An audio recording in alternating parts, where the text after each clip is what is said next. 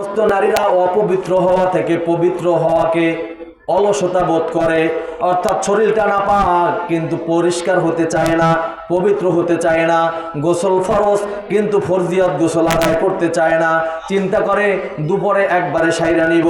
যে সমস্ত নারীরা অপবিত্র থাকে তারা পবিত্র হয় না, পবিত্রতার ক্ষেত্রে অলসতা করে, আল্লাহ রাসূল বলেন ওই সমস্ত নারীরাও জাহান্নামে যাবে। বলেন নাউযুবিল্লাহ। বুঝেন নাই কথাটা? পুরুষের ক্ষেত্রেও একই হুকুম। আল্লাহ তাআলা ফরজ গোসলের হুকুম বলে দিছে, আমরা করি না একবারে জোহরের সময়। নাউযুবিল্লাহ। বাজান শুনতে একটু ভালো না শুনাইলেও এটাই বাস্তবতা, ঠিক কিনা? এই জন্য পবিত্রতা হাসিল করতে হবে। ফরজ নাপাক অবস্থায় যদি রাস্তাঘাট দিয়ে হাঁটে, মাটিতেও ওই ব্যক্তিকে বরদোয়া করে। বলেন নাউযুবিল্লাহ। এজন্য পবিত্রতা হাসিল করতে হবে। ওই সমস্ত নারী যারা পবিত্রতা অর্জন করে না, পবিত্রতা হাসিল করে না, তাদেরকে আল্লাহ পাক রব্বুল আলামিনের জাহান্নামে যেতে হবে। আর এক প্রকার নারীদের কথা আল্লাহ রাসূল বলেছেন যে মহিলারা কথায় কথায় মিথ্যা কসম বলে। কথায় কথায় মহিলার স্বভাব। ও মা, আপনাদেরকে বলি, এই জন্য সবাই কিন্তু একরকম না। মা আমাকে খারাপ বললেন না গো মা, আপনাদের বুঝার জন্য বলি। কত গুণ চিল্লাইয়া সুর দিয়ে গেলাম, কিচ্ছু বুঝলাম না, আমিও কিছু জানতে পারলাম না, লাভ হবে কোনো? আমার মাদেরকে আমি দৃষ্টি আকর্ষণ করে বলি, মা মিথ্যা কসম আপনি করবেন না, কারণ কথায় কথায় আল্লাহ কিরা এই পোলার মাথায় হাত দিয়ে বললাম আমি এই কাজ করি নাই, এই সব কাজ কিন্তু মেয়েদের থেকে বেশি হয়, ঠিক কিনা? মহিলারা মিথ্যা কসম বেশি করে।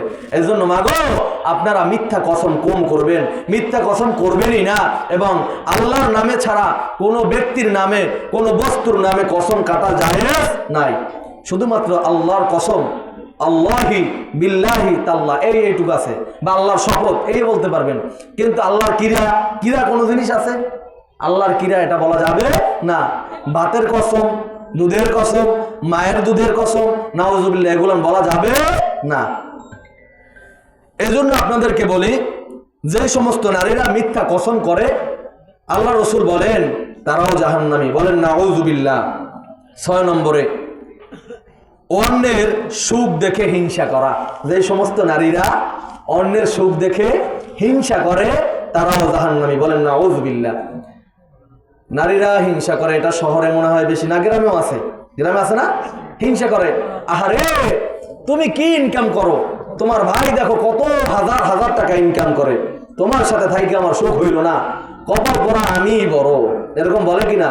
ও মা, আল্লাহ পাক রব্বুল আলামিন তোমার নসিবে যতটুকু রুজি রেখেছেন, মৃত্যুর আগ পর্যন্ত ওই রুজি না খাওয়াইয়া তোমাকে আল্লাহ তাআলা দুনিয়া থেকে নিবে না। আমার এক বুঝানোর জন্য বলি, আমার এক কাকা, সম্পর্কের কাকা, সে এক সময় খুব ভালো বাজারঘাট করছে, কয়েকটা গাড়ি রাস্তায় ছাড়ছে, মাইক্রো বাস, এরপর কয়েকটা অটো, প্রায় 20টার মতন অটো রাস্তায় ছাইড়ে দিয়েছে ড্রাইভার দিয়ে, অনেক টাকা ইনকাম করতো, ভালো ভালো বাজার করতো। হঠাৎ করে তার মাথা খারাপ হয়ে গেছে।